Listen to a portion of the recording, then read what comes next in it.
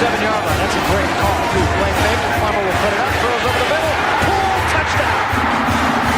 Quick flag. 3rd down and 5. Levis swings it to Scadaboo.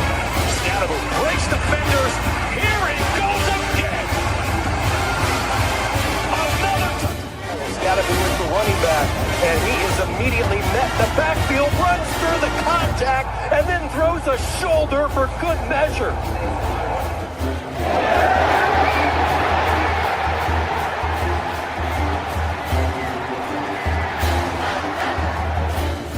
Shut this team this year. That is true. High in the air. Right center field.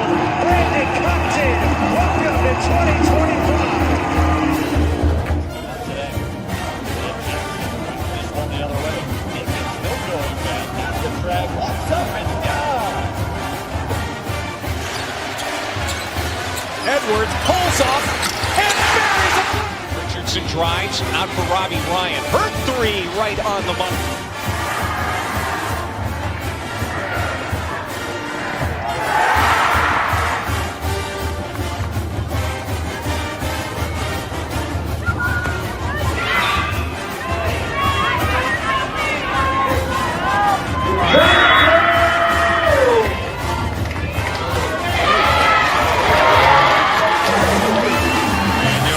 Takes his shot for Derby. Flag out. Doesn't matter. Touchdown.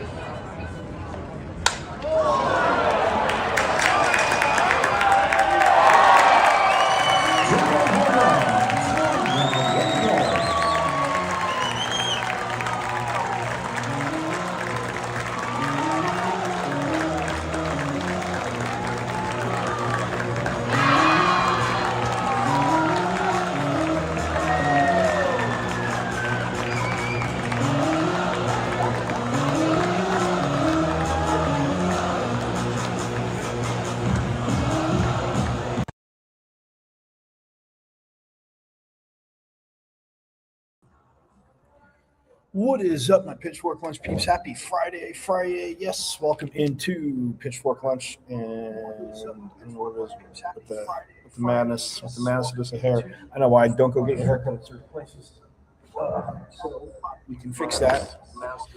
There we go. I'm not going to drive myself crazy or you. Anyway, I am Michael Carrison. Welcome into Friday's edition of Pitchfork Lunch. As you came in right there, you saw the awesome 9-1 victory softball had over UC Riverside last night. Well, you can see it all there. You saw the highlights, quite a bit of the highlights. Phenomenal pitching, phenomenal game.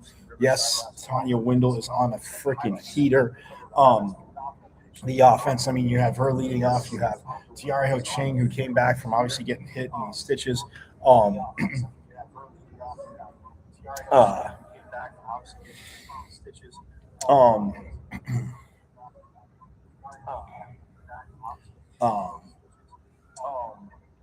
And she's batting ninth in the lineup, and obviously the second leadoff hitter turning over the lineup. But man, Tanya Wendell at the leadoff spot, just crushing it. And it's funny because we talked to obviously the team dad, her dad Mike Wendell, and ever since that diving catch in the Littlewood Classic, man, I tell you, this kid has been on fire offensively. I mean, just the ball. I mean, softball obviously is not small, but she's literally got to feel like she's hitting a beach ball out there, and that I can't wait to talk to her about. But yeah, so softball wins 9-1 last night, as they are again just absolutely rocking it for Coach Bartlett, and we will hear from Tiare Ho Ching, Mary Peyton Hodge, the lefty who came into the game and closed it. Well, ended up getting the win, and also Ayesa Silva, the two lefties, just crushing it. You saw Mary Peyton Hodge strike out. Show it to you again later. But yes, softball wins 9-1, my friends. So that is awesome. But I am Michael Carrison, as you guys know, at Diablo00 on X, the artist formerly known as the Twitter. You can check out the show live there every day, Monday through Friday, 12 to 1. You can also check out the wonderful world of IG, Michael.Carrison.5. Just had a dot between first and last name. .5, bam, you're there on IG, checking it out live. And also, hey, do not forget, you can watch it you can watch live, but you need to subscribe to the awesome YouTube channel, my friends. Go to YouTube and subscribe, because you have missed a plethora of phenomenal con reviews. Yes, they are con reviews here on Pitchfork Lunch, as you know. Yes, they are con reviews. So again, whether it's coaches, players, voices, insiders, awesome, phenomenal alumni that have been on here. And I mean, Olympic medalists. Olympic medalists have been. Forks up to the big men's and women's swim, looking like they're up top. They are halfway there to repeating as Big 12 champs, as back-to-back Big 12 champs, first 2 years in the Big 12. Coach Boehm, alum coach, again, talked to a few of the swimmers. We're going to talk to a few more between Big 12s and the NCAA championship, obviously. But yeah, they're rocking it in Greensboro. So yes, about 3,200 miles away from here. Not a problem for them, guys. Not a problem for them, as they are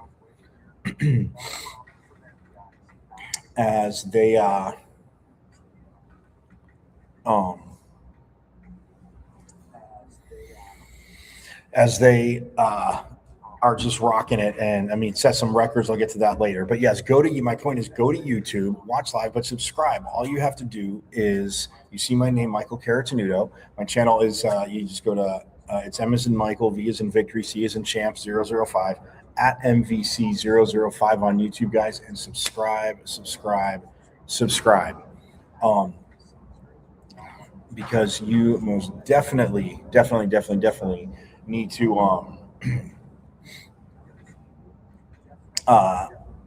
get caught up. And for those of you that are here, Forks Up, and again, Forks Up to the new subscribers recently. Again, keep subscribing. Again, hit me up with some comments, whatever you think I'm missing something. I'm trying to get to all sports. I know wrestling and gymnastics obviously going, women's water polo, lacrosse, obviously basketball, men's and women's hoops are finishing up. baseball, softball. I mean, baseball is in Arlington, as you know, playing at Globe Life Field, and they're playing Mississippi State. Cole Carlone has been, again, we'll get to that. But whole point is go to YouTube, watch live, but do subscribe. And again, you can binge watch season 1, because you know what I'm going to say. Pitch Sport Life, you know what I'm saying. I'm glad you're here if you're just joining, but shame on you, where have you been? But that's why I got you covered on the good old YouTube. You can go binge watch season 1, keep watching season 3, binge watch season 2, keep watching season 3, catch up on season 3 too. And then, we're rolling around to the time of year where you can be ready to go for, you'll be all caught up by the time we start season 4. I should say not ready to go, but you'll be all caught up and we'll be rocking it. So yes, that is again, absolutely awesome, as so much going on. But yeah, like I said, swim wrapping up. Track and field has indoors at Texas Tech this weekend. They're hosting that in Lubbock. Tennis, again, men's and women's tennis, absolutely rolling. So again, a lot to get out to. And like I said, some wrapping up, wrestling is nearing its sprint. So subscribe to the YouTube channel at Emmons Michael V's and Victory Season Champ 005 at MVC005 on YouTube, and subscribe away. But yes, you saw right there, I opened up with softball and their 9-1 victory last night over UC Riverside. I want to say the Highlanders. And they play EIU at 3:30 and UNLV at 6:15 today. So again, I'll get to that later. But they absolutely rocked it last night. And yeah, I mean, and both of them, again, Tanya Wendell showed it. Well, you saw both. You saw her hit, again, Roman Man banding it, looking at stuff, watching the game. I'm like, oh, I should get. And Ashley McKee, as I'm thinking, I'm like, oh, I'll get the next pitch. And of course, she takes that pitch yard too. But Wendell and Mejia go yard. Kelly Pond, I mean, the team is just hitting the pitching, absolutely awesome. So that from a standpoint of, and Tiara Ho Ching, again, back in the lineup, talked about it last week, again, got hit again, and it looks like, thank goodness the helmet took the grunt of it. It looked like the helmet drove the helmet into her, caused her to get stitches, but she's in good spirits. Again, we'll hear from her. She spoke last night because she had a walk-off, kind of a different kind of walk-off, because you're like, wait, didn't you just say, Michael, they won 9-1? Yes, they did win 9-1. Yeah, they did win 9-1, but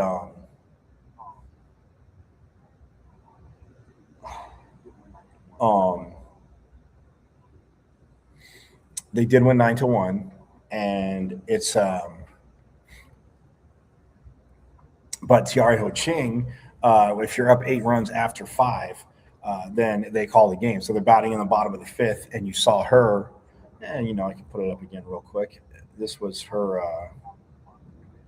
So she's coming up to bat, and there's runners on, obviously. And if they score and they go get above an 8-run lead, no, the road team does not get to go up to bat in the top of the 6th, which, again, I think at this level they should, but they've done it this way for years. Again, you can evolve things, certain things.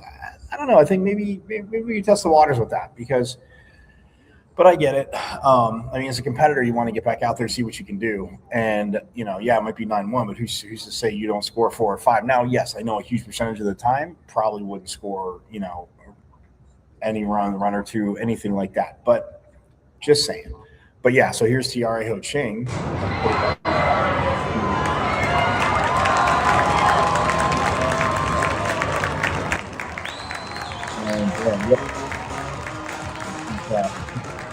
Well, they're going to they come out to agree to.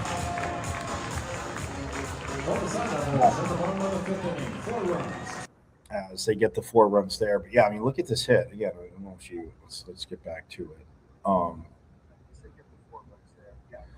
But yeah, I mean, she is just outside a little off, but use the ball so well. Takes it through the wall right there, and that's about the same area here when Quincy Brown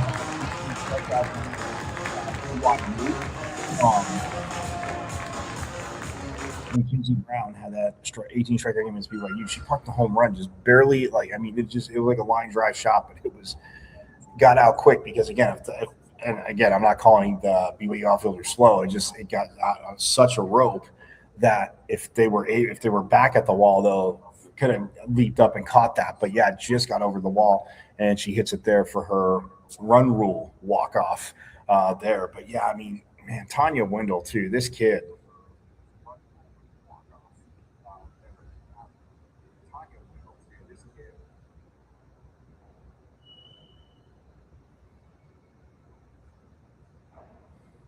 I think it's this one. No, it's not that one. It's this one. Oh, is it this one? That's Kelly Pond. This one, right here. I mean, hold on. Look at,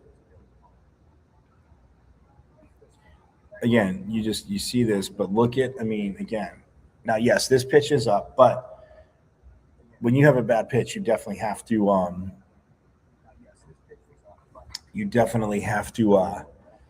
take advantage of it. And again, the way she's seeing the ball, I mean, this thing must have seemed like it was traveling at, maybe not as fast as it was coming. I can tell you that. But yeah, check out this. Look at Tanya's home run right here. And like I said, pitch is up. But look at that. Bam. Twist.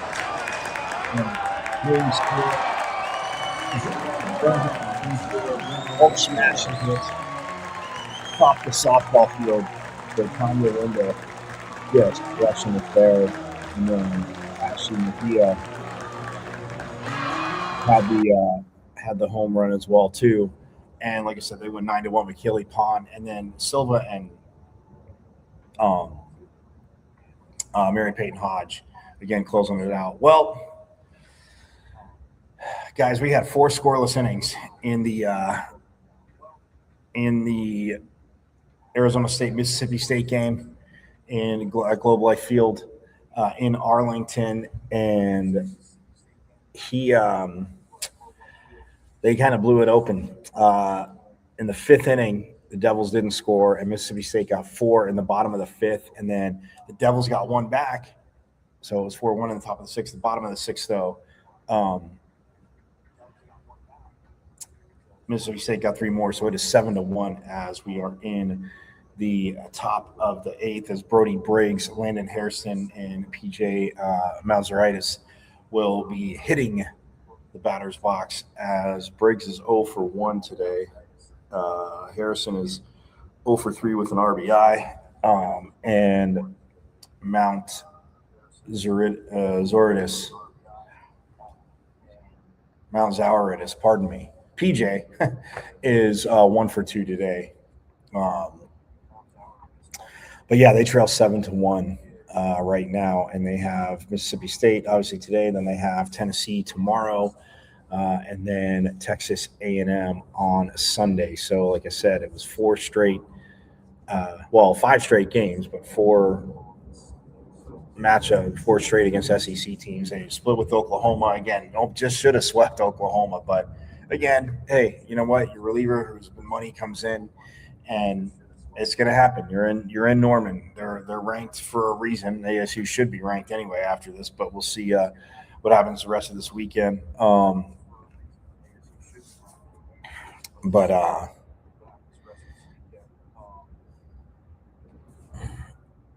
Devils have 3 walks. I've been walked 3 times in this game. Mount Zauridis walked, as did Dean Toigo and Dominic Smaldino. All have walks. But the Devils, again, hits aren't coming. I mean, nobody, again, through 4 innings, it was scoreless on both sides. And Cole Carlone, he went 4 2/3, and he gave up 2 hits, 3 runs, all 3 runs. He had 7 Ks, though, and 2 walks. He threw 81 pitches, 47 for strikes. And then Josh Butler came in for a third of an inning, gave up a hit and run. It was earned. Eli Buxton, well, he gave up 3 hits, 3 runs. They were all earned.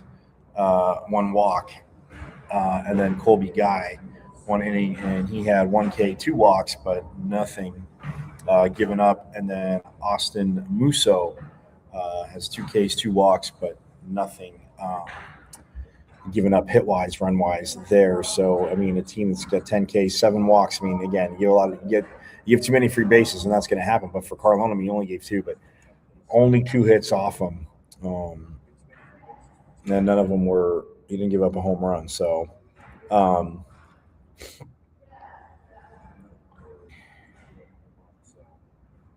but, yeah, I mean, solid start to that game for Carlone. And, again, but he had given up the 2 hits, gave up the 3 runs. So, we are in the top of the 8th with 1 out, a runner on second for the Devils.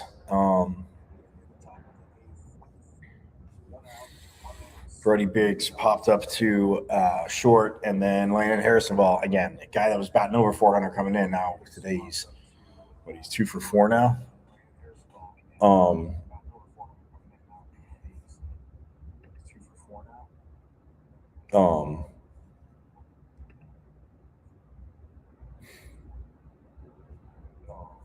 Either way, but the guy that came in hitting over 400 is down at. It was just, high 380s now, but gets a hit there. He doubles, and it's an 0-2 count to Mount Zauridis. So PJ, again, the Devils trying to get something going with 1 out, a runner on second. And it's college baseball. You're like, you're down 7-1 at the top of the 8th. You get 2 or 3. You get 3 this inning, 3 or 4 this inning, and then all of a sudden put pressure on them. They're all tight. Who knows? Maybe you get 7 this inning and you take the lead, but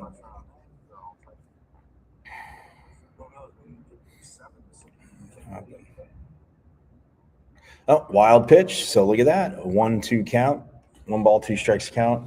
Harrison is now over at third base. So again, I'll keep you up to date on that, but that's what the Devils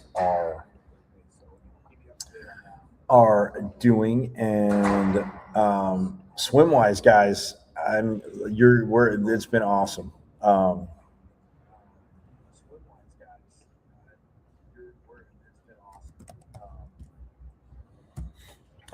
The men have broke some records. This is awesome. You guys are gonna love this.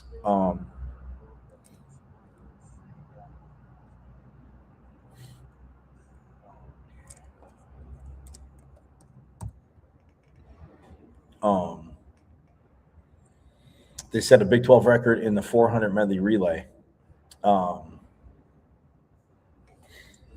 And they won 7 titles. Yesterday was day 3. But yes, they're in Greensboro, as you know, North Carolina, guys. This is freaking awesome. They collected 5 individual titles and won 2 relays on day 3 of the Big 12 Swim and Dive Championships. The men's 400 medley relay team set the Big 12 record with a winning time of 2:57:48, guys. Freaking insane. The Sun Devil women's team extended their lead after day 3, scoring 930.5 points and holding a 270-point advantage over Arizona. The Sun Devil men's team is in first and has a 164-point lead over the team down south, over Arizona, scoring 1,032.5 points. It is just crazy what they have done.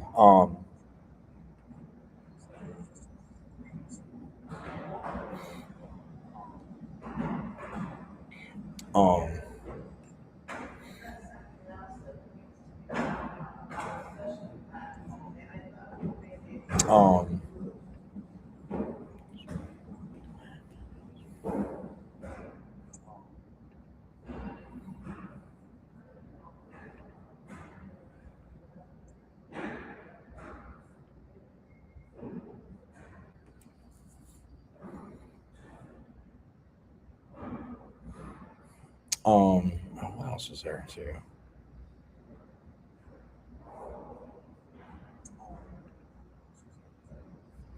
Yeah, so this is awesome.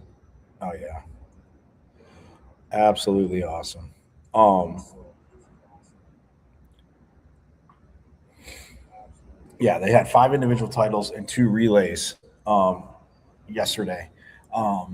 Like I said, the 400 medley, guys, that time 2:57:48. So you're going what,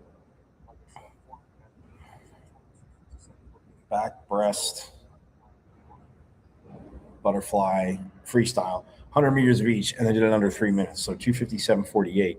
Um, oh, they set the Big 12 record, by the way, with the winning time too. So yeah, not only do they take first, but like I said, they set the Big 12 record. Um,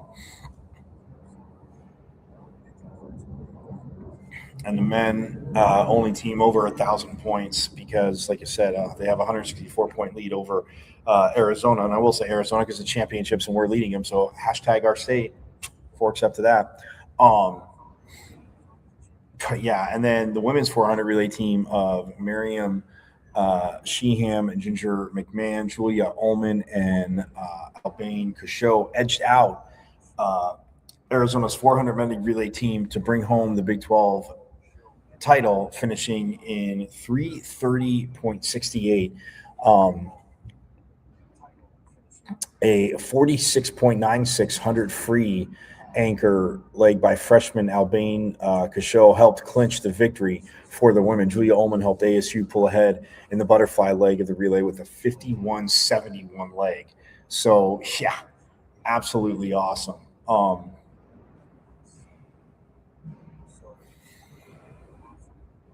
By the way, it's also an American record that the men's 400 medley relay did. So yeah, 2:57:48, man. Yes, it forks up to that. So phenomenal.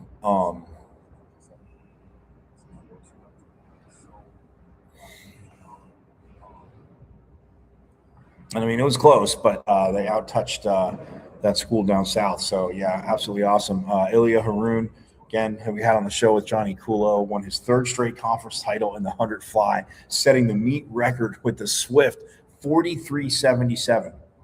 Guys, that's insane. Junior Philip Sink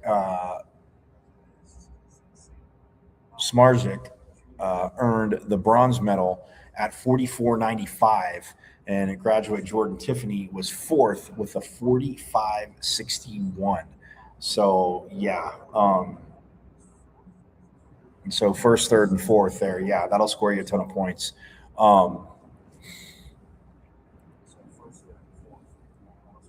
And then another meet record, Remy Fabiani won the 200 free in 1:31:34, their fifth title of the night. Again, it's all on ESPN Plus. You can go. You should have been watching, like I've been telling you, but you can go back and also watch. Then on the women's side, sophomore Julia Ullman defended her Big 12 title in the 100 fly, touching the wall first in 51.97. Junior Miriam Sheehan was runner up in the final with a 52.48. So right there. And then freshman Alexia Sotomayor won the B final with a personal best time of 53.24. And the women's 200 free, Albane Cachot, again, the freshman, collected another victory for ASU by touching the wall in 1:44.58. Yeah, solid. Grace Lindbergh collected the bronze, time of 1:45.35. And then Cachot also won the 50 free last night. She won the 50 free, 2 nights ago, and then took the 200 free. Don't forget about that. So, I mean, again, I told you I'd bring you. It's been so awesome. I've been going back and watching, and it's just very, very awesome. In the 400 IM, Alexa Reyna swam the fourth fastest time in program history, touching the wall in 4:09:22. Yeah, that's the IM. So again, no relay, doing all four yourself. And in 400, she goes 4:09:22. Forks up, man. Fourth fastest time in program history. Again, winning the title after winning the 200 IM the previous night. Junior Sonia Vaishani was second in the 400 IM at 4:10:52. Sophomore Michael Hockwald from an NCAA qualifying time of 3:40.02, setting a personal best in the event to win the consolation final. Junior Reese Grady placed second to earn the silver medal, 3:44.55, setting a personal best. And then diving, well, of course, we're not forgetting about diving. Junior Caden Hayes placed sixth in the 3-meter consolation final, scoring 245.90 points. And then the senior, Lane Stallworth, was eighth with 239.50 on the 1-meter diving.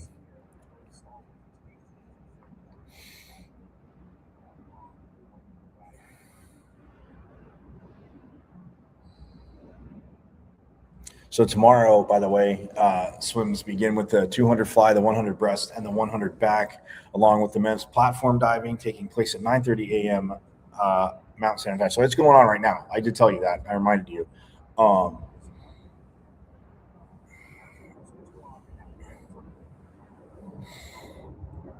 Yeah, I mean, it's awesome. So again, so stoked for them on that. And let's see if we have a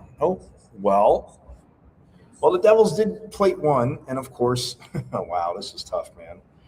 Brady Locke is in. The Devils plated one. They made it 7-2, but then they give it right back, and Aiden Teal homered to right field to make it go up 8-2 again. So we are in the bottom of the eighth with one out, and Brady Locke is going to replace Austin Musso right now. So Willie Bloomquist again. There are arms in that bullpen, and it's going to be an insane weekend. So 8-2, trying to see what they can do in the bottom ninth. They're Sun Devils. They rally. We know. You look from Coach Bloomquist. You know the team's not going to lack fight, and again keep swinging to that last out. But looks like they're going to have a chance. They're going to have a little bit of a bigger hill to climb. I'm not going to say mountain. They're going to have a very bigger hill to climb right now. So that is that. But, hey, we're going to take a break. Again, so much going on this weekend, like I said, with men's hoops. Women's hoops is at Texas Tech. Men's hoops is home for Utah. And then Kansas later in the week, and then they close out at Iowa State. Women's water polo is here. Lacrosse is here. Softball all weekend is here. As again, they started last night, but the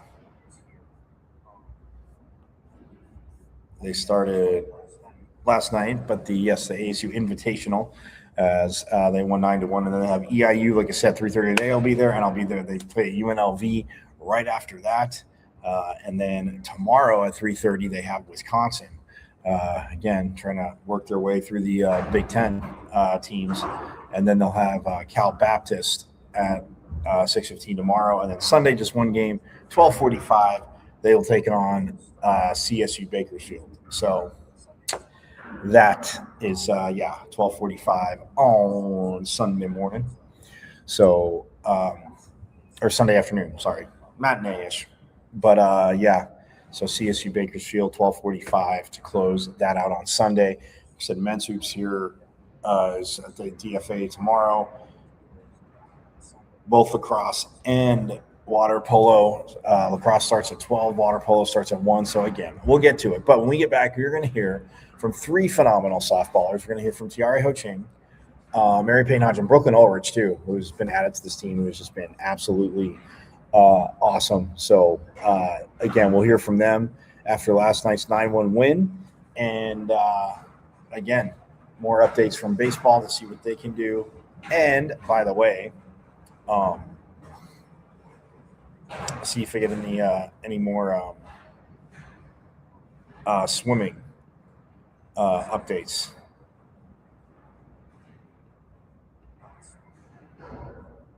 So yes, any more swimming updates?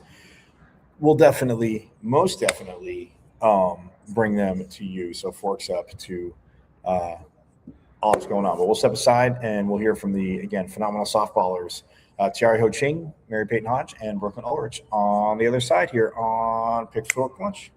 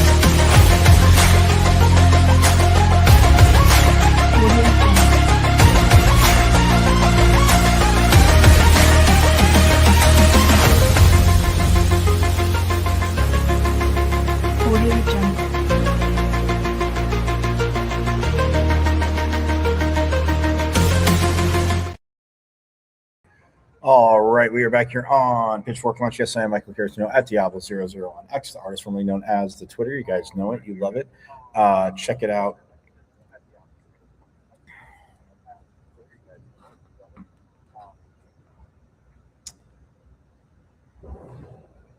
Check it out Monday through Friday, 12 to 1. You can do it there. Also, my IG, Michael.Carrasino.5, and my wonderful YouTube channel as well. You go to YouTube and just go to Emmons and Michael V as in Victory Season Champ 005 at MVC005 on YouTube, guys, and subscribe. You missed a plethora of phenomenal con reviews again, and just getting to know coaches, players, voices, insiders, alum, programs, like, yes, all there. So, yeah, a lot going on. And again, bringing it to you all. Loving Sun Devil, absolutely loving Sun Devil Nation. So, yes. But I did promise you that we are going to hear from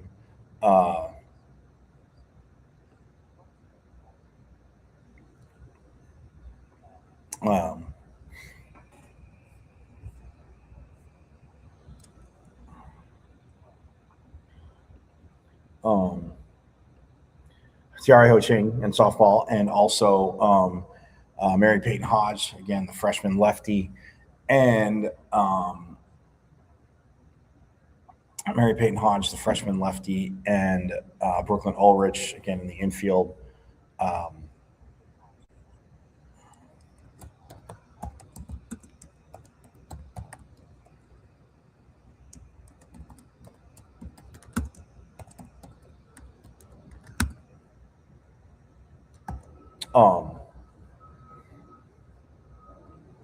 So, yes, we're going to hear from all three of them after last night's 9-1 victory. But we're going to start with Tiare, who had the run rule, the walk-off, but the run rule walk-off. So that in and of itself, pretty cool, as you guys all know.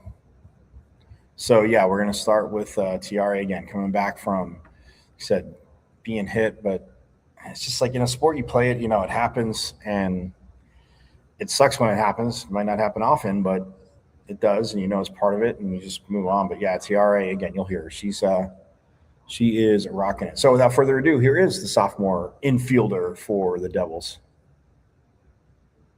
Hey, just kind of take us through the night. A very 5-inning game. Yeah, I mean, as everyone knows, we have 3 pitchers right now, and so we want to get in and out of games as quick as possible and let our offense work, get our starters in, and get everyone on the bench to just get some work in. So, as everyone knows, we have a really deep team, and we just want to get everyone as many reps as possible. So it's fun to just end the night early and, yeah, see where the weekend takes us. Sorry, go ahead. And, I mean, obviously, like, coming back, obviously, after the stitches, like, getting back in the game, but from your standpoint, vantage point, batting ninth, I mean, Tanya batting leadoff. I mean, the tear she's been on, how electric is that just for the whole lineup? Yeah, I mean, being in that spot, obviously I want to be the one to come up in the big moment, but at the end of the day, I know that we have a big bat behind me, that if I don't get the job done, that Tanya's going to get it done for me. And I know a lot of people are used to seeing me at the top of the lineup, but I get a lot of good pitches at the bottom, so I'm not even complaining. But yeah, we have such a deep team, so nothing to worry about when I don't get the job done, because I know someone behind me will. I was going to mention, like, did you feel like you got pitched differently at the bottom of the lineup tonight compared to other days? Or? Compared to last season, yeah. I feel like 9, I've gotten a lot more pitches in the zone to hit. It's just a matter of fact if I can get my mojo together. Yeah. Tanya, you guys today at the plate were ramping up the pitch count from the opposing pitcher. Was that an aspect you guys wanted to flourish at today, or just the game so happened where you guys were ramping up that pitch count and making them come to you in the strike zone? I think it just happened that way. We're an aggressive team, so I don't think there's ever going to be a time where we're going to take pitches. We want to, throw the first punch. So I don't think necessarily that's what we're thinking. We're just trying to let pitchers come to us and just see the zone. Momentum-wise, I mean, when you guys are hitting like you are, but I mean for your pitchers to get back out there and rip like 1, 2, 3 innings. I mean, I know it's big, but just talk about the effect that has, at least like the mental effect and the confidence on the offense when your pitchers are just ripping. Yeah, I mean, if you're watching from the stands, you can see our infield funneling in and out and talking to each and every one of our pitchers. I like to make eye contact with MP or any pitcher that's out there each pitch, just so they're reassured that I got their back and so that I know that they have mine as well. noticed your walk-up song is J Boone. What's the backstory around that? Did that help you get the walk-up with it? Yeah, that's probably one of my favorite songs. I'm Samoan, Polynesian, so that's kind of what I grew up on, island reggae. So I like to walk up with good vibes, and yeah. How has Brooklyn improved your infield? I love having someone next to me that I can rely on, and we have really great chemistry on and off the field, so I'm never worried about, oh, this ball's hit to shortstop, getting all tight. Sometimes you'll even see me walk off the field when the ball's hit to Brooklyn because she's so amazing. But yeah. Anything else for Tiare?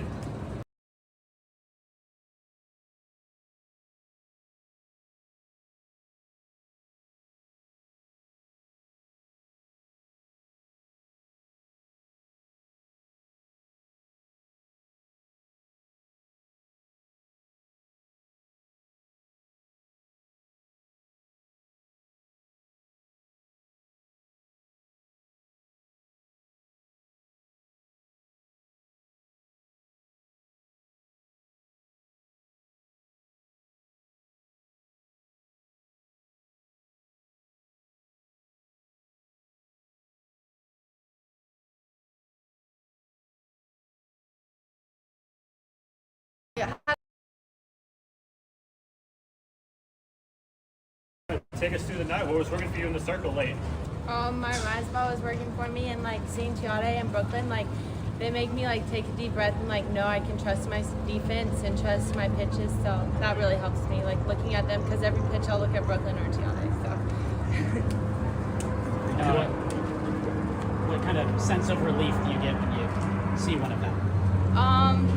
So I'm always looking at one of them, so it's I know that if a ball gets hit to them, that I trust my defense, and then they'll field it.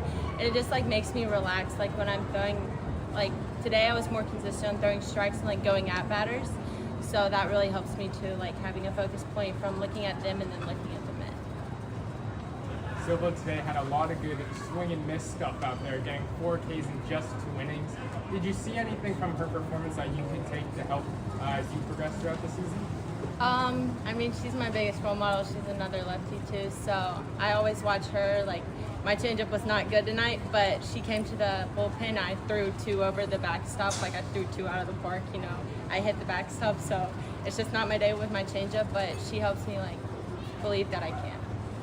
To see her, obviously pitchers want run support and appreciate it, but I know Coach had mentioned a few times, and so some of the other hitters that as a pitching staff, you kind of beat them up in the preseason. But to see the offense doing what it's done, just what have you seen from them? It just gives me more confidence. If I do give up a run, I know that they'll fight back and put up more runs on the board. We've been working to back up our pitchers, and they always have our backs in the field too. With the changeup, Coach has been very complimentary of the progress you've been able to make throughout the season with it, but it's still very you're getting the grip of it and that sort of thing. As you're doing that throughout the season, how do you kind of balance that of it's in game, but you're also trying to develop this new thing for your arsenal? Yeah, so looking at Brooklyn and Tiare, I just overthink a lot. So looking at them makes me clear my head, and I just can't think about it. And when I don't think about it, it's perfect. Anything else from Irving? With Mississippi, 3 Mississippi. I had a little bit of a rough start. I just looked hesitant going towards the ball, but I was very certain that Aisa's pitching would be able to get us out of that inning with runners on first and second. So I was just able to calm down and not necessarily, take that mistake to heart. Questions? What is it where there are runners in scoring position, and the way that Aisa can it seems like that's when her best comes out. Right, 100%. And she likes to get a lot of balls in the infield, so I know I'm going to have to refocus after that play, because the next one could be coming to me or coming to Jazz, and you never know what could happen. So she's able to control the situation and keep it in the infield. So that's good. Today the team had 7 hits, totaling to 9 runs. What does that say about when you guys get contact, it comes in bunches in terms of the run production? Yeah, it's amazing. We just have such a strong lineup, 1 through 9. No pitcher will ever get a break against us. Tiare and I at the bottom, KP, Tanya, Ash up at the top, all throughout the lineup, we just keep throwing punches, and it's even better when we are very selective of the zone and let bad pitches go, because then we get free bases and runners on. You guys have done a great job too this year, kind of knocking those runners in scoring position. What's been the main adjustment for you guys, kind of trying to attack that part of the ball on offense? Yeah, we know as hitters, no pitcher can throw a ball that we can't touch. It's all a matter of what we're swinging at, and anytime we do get ourselves out in the game, it's because we're swinging at pitches that aren't us or going out of our zone, rather than setting our eyes on a certain tunnel of the pitch and attacking that. And then Tanya, at the top of the lineup, and you mentioned that, and Tiara kind of being, she's talking about the second leadoff hitter turning it over, but a lefty to start the lineup and the power she has, what does that do for you guys the rest of the way down the lineup? It honestly keeps us all very relaxed. Tanya's a competitor. She honestly is. She has a lot of fire for the game and really loves to play, and she goes out there and gives her best every single time. So, she's like one of my good friends. She's my roommate, and I'm a big supporter of her, and I have all the confidence, if she steps up and we got 2 outs, winning run on third, that she'll be able to get the job done or be a leadoff. And then to your point of you're saying, not getting pitches you guys can't hit, seeing pitchers, and I know Coach has mentioned about facing, your whole pitching staff, but even the lefties, now that you have, how much did that strengthen your guys' offense? Oh, a lot. We're very versatile. If we face a left-handed pitcher, our righties usually will have us that day, or right-handed pitcher, our lefties will be able to attack. It's a pretty even split, righties and lefties, and then we have a lot of pinch hitters that are able to go in there and attack the zone. So it's honestly great. The 7 runs was mentioned, and you guys forced a mercy rule win today. Yes. How do you guys keep this momentum up throughout the weekend? We just have to stay calm, and we have a lot of fun. We have some really good chemistry as a team, and we'll go into the locker room after a win like this, whether it's big or small. Every win is big. We just have to tackle it one day at a time, and we just have a lot of fun together. So we go out there and try to showcase it. Who wants the last question? Here we go. Right so the team today obviously had that hitting working, but on the base paths, you guys were stealing, getting those heads-up pass ball attempts. Do you think that aspect of your game really highlights the hitting aspect was something that really doesn't show in the highlight reel? Right, yeah. Base running is one of the most important parts of the game. You make one bad step and you can be thrown out. I know after I hit my double and I came in, I told KP that she did a great job base running, because that kind of took some pressure off of me having runners on second and third, because I could get a sac fly and score a run, or I could hit a ground ball to the right side and score her. So her having that heads up play and both of them moving, it was able to put me as a hitter at ease. Awesome. Thanks, BK.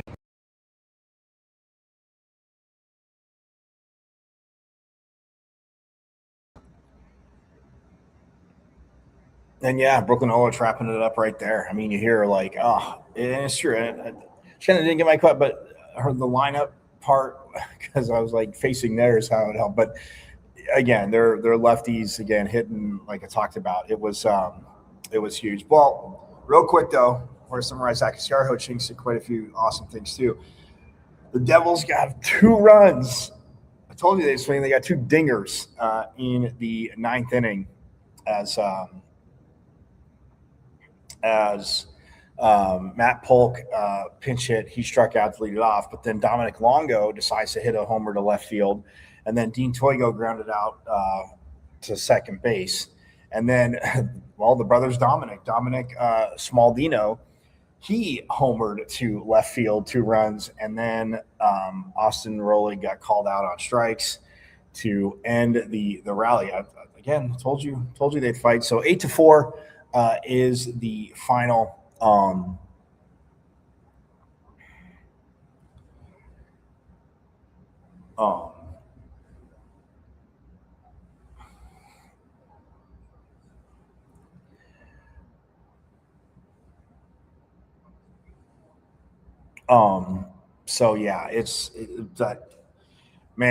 It's just again 9th innings, and we saw again different teams. There's a lot of new faces offensively, you guys, right? Pitchfork Lunchers, there's a lot.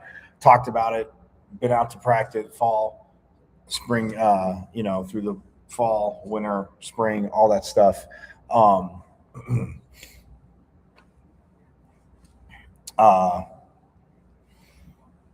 but yeah, I a lot of new faces, but this team, I mean, rallying late, doing it late, and Coach Bloomquist said it a few times last year, like, of course, it's nice to do early, but to show that resilience and the fight and the grind, and they're gonna grind at bats and they're gonna do it. So 8-4, they fall to Mississippi State. Tennessee up tomorrow for them, so you can check that out. Again, Tennessee, that's tomorrow at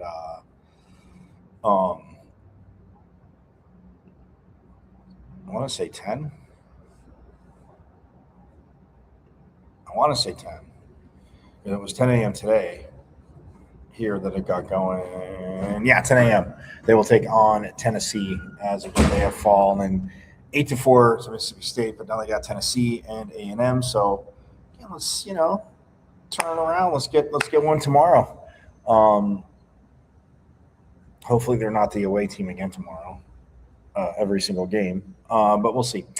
Yeah. So that in and of itself is what's next for them, and that is tomorrow, like I said, 10 a.m. So, but yeah, softball, as you heard Tiara Ho-Ching talking about it there, and Tanya up front. That's why I asked Brooklyn too. It's just like that electricity, like down the lineup. You always hear. You've heard forever. Anybody that played baseball and/or softball knows. You always hear coaches talk about players pass the bat, because getting hits. Yeah, even if you get a walk, I mean, technically you're passing it to the next player or two, but passing the bat, not overthinking it. That's what I've talked to them about. Is and again, we will be talking to Coach Bartlett on March 4th. So on the show, again, you're going to want to join. Probably going to start about 10 minutes early that day. And we have the flexibility to do that because of her availability. So we're going to start about 10 minutes early that day. But I will post, and again, Coach Bartlett after this ASU Invitational as his team, again, just straight up rocking. By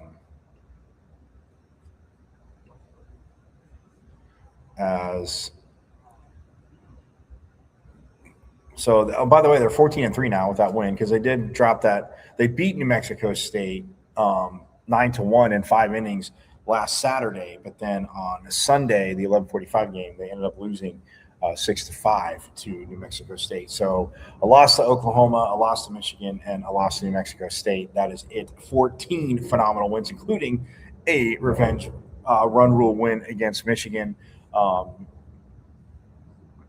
Indiana, and Northwestern, Big Ten wise that way. So yeah, they got UNL, they got EIU coming up at 3:30 and UNLV at 6:15 tonight. So again, get on out to Farrington. Hit me up at Diablo00 on X, the artist formerly known as the Twitter.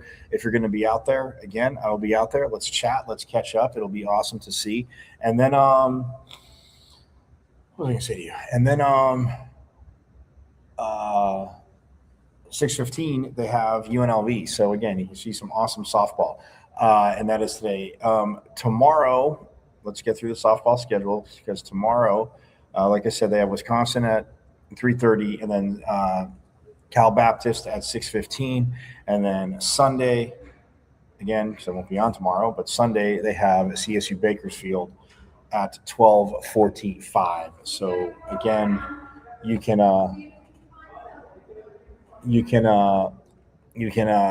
again get tickets, get on out there, but it'll be, again, it's Club Farrington. It's phenomenal atmosphere. Coach Bartlett, this team, what they've built. Again, the pitching, I'm sure we'll see Mika Lupi and obviously Kenzie Brown as well too. So yeah, you're going to want to get out there, and because this offense, the way they're hitting and the way their pitchers are just destroying the plate. You saw that strikeout by Mary Peyton Hodge. I played twice, and yeah, batter just could not catch it. So that freshman, again, she is from North Carolina, which where the swim team is. Greensboro. She's not from Greensboro, but still, you get what I'm saying. She's from North Carolina. Swim team's there, and that is that.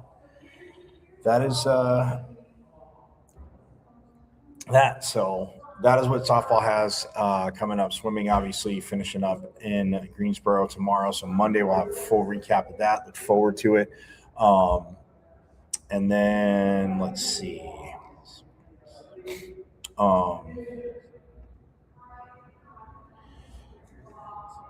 Water polo, don't forget, like I told you, they are crushing it. They are 19-2. Their only 2 losses are to UCLA and to Stanford, guys. So yes, two very, very obviously teams that are always going to think of it. And it was 16-11 that they lost, and 15-8. So, they're right there. And again, in water polo, you can rip those goals. Again, sometimes they come in droves.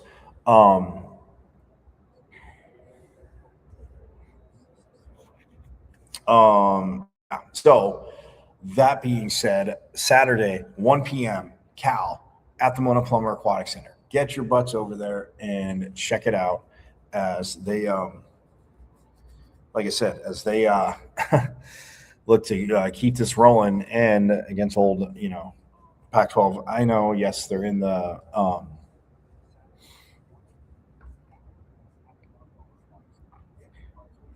because not every obviously Pac-12 school then or now Big 12 school has water polo. We're in the MP HS. Is it the MPHS?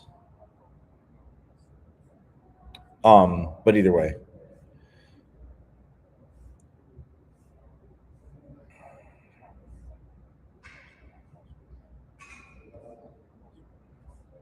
MPSF, sorry, the MPSF conference. Anyway, that being said, but Cal won tomorrow. Also, women's lacrosse 2-2, dropped their first two, won their last two. They have USC tomorrow at noon at the Lacrosse Stadium. So again, gonna want to check it out, my friends. I'm just telling you right now, gonna want to check that out too. So you can do a little lacrosse, and then at 1:30, like I said, the men's hoops game tips off. So a little lacrosse, a little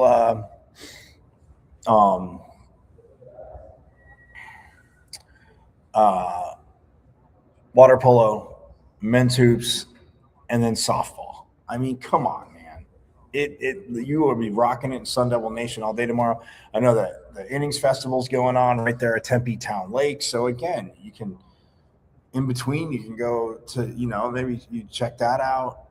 Afterwards, you go check that out. Like, again, absolutely phenomenal. So it will be an amazing, amazing day. So, but that is going to do it for me here for today. Again, softball wins 9-1 yesterday, and they have EIU and UNLV coming up today. So again, 3:30 over at Club Farrington. Get your butts on out there. Men's hoops tomorrow at 1:30. Lacrosse at 12. Water polo at 1. Softball at 3:30 and 6:15. It's just a phenomenal, phenomenal day in the Sun Devil neighborhood. So have a most phenomenal rest of your Friday. And just, yes, thanks to reigning back-to-back Big 12 champs women's volleyball. It is #OurState Lake, the awesome McKenna Brackens. Reminded us tomorrow. Oh, and women, they play at Texas Tech tomorrow. So, but it is #OurState, school down south. Remember that as we're again, just showing you what it's like to dominate in swimming as well too. So, yeah. So it is #OurState. Check it out. Understand that. And yeah, you guys know it. Go Devils. Have a phenomenal weekend. Again, hit me up at Diablo00 on XRs for me on Twitter, maybe my IG, Michael.Cartoon.5. Subscribe to the YouTube channel. Even if you're watching live, subscribe, man. Subscribe. And again, you get all caught up with the show. So it's at Amazon Michael V's and Victory Season Champ 005 at MVC005 on the YouTube, and subscribe. So have a phenomenal rest of your Friday. Have a great, phenomenal Forks Up Sun Devil amazing weekend. Get on out here to Tempe. I will see you Monday, same bat time, same bat channel. And you guys know it. Go Devils. And of course, as always, Forks Up. I went to Arizona State. Right. I'm a Sun Devil, man. 27-yard line. That's a great call. Right fake. Plummer will put it up. Throws over the middle. Pull. Touchdown. Quick flag. 3rd down and 5. 11 swings it to Scatterboom. Scatterboom breaks defenders. Here he goes again. Scatterboom is the running back, and he is immediately met in the backfield, runs through the contact, and then throws a shoulder for good measure.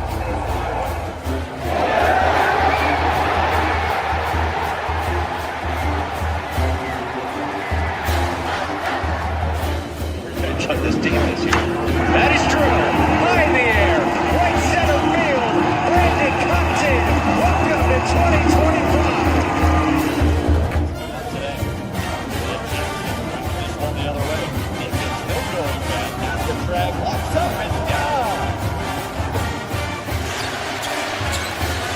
Edwards pulls off and buries it. Richardson drives out for Robbie Ryan. Her three right on the money.